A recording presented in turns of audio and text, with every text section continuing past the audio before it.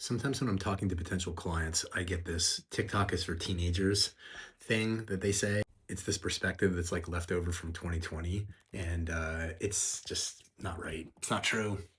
Let me give you some specifics here. This is actually a brand that's a B2C brand in the luxury space. So these guys have it's like a like mid five figure average sale price. And so they were like, we don't think TikTok's got our demographic. But here's why it does. So I'm going to give you this, and a lot of people don't know these things. So first of all, the TikTok audience is not who you probably think it is. According to Pew Research in a 2025 survey, 44% of adult US aged people, 30 to 49, now use TikTok, which is up from 39% in 2023 and only 22% a few years before that. That's nearly half of all working age professionals. Okay, that's where we're at. The 30 to 49 bracket is the fastest growing segment on TikTok.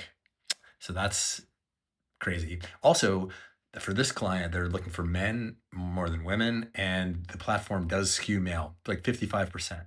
So it's more male than people think. Wealthy consumers. Okay, so this is we call these HNWIs, like high net worth individuals. A lot of people think they're not there. Brands like luxury brands sometimes think they're not there. This client is in that category. According to Hootsuite, 26% of US adults earning 100K plus are on the platform, and that represents millions of people. And more importantly than that, around 72% of wealthy buyers now follow luxury brands on TikTok. And actually, the luxury market has already been validated for this channel anyway, because it's Extreme says that 68% of luxury consumers agree that TikTok content has inspired them to purchase luxury brands or products. And TikTok users are 31% more likely to buy a premium version of a product than an average social media user. So TikTok's supporting premium. The last thing I'm going to tell you, maybe the most important, is that TikTok represents a significant value play over things like Meta. For example, in 2025, TikTok ads were 47% more cost efficient than Meta ads in terms of CPM, cost per meal, cost per thousand impressions. So it's cheaper to run ads on TikTok in many cases.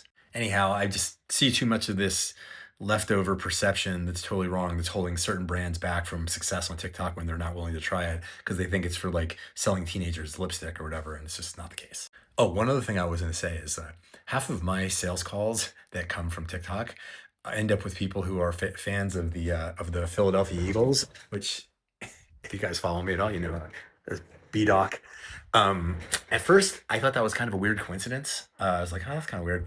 And then I realized after I ran into like 10 Eagles fans that it's TikTok. It's really freaking good at connecting people who have lots of things in common, like marketing or France or Philadelphia Eagles or whatever the connection is between the brand and the people. TikTok knows how to do this in freakish ways. And I think we've all experienced that.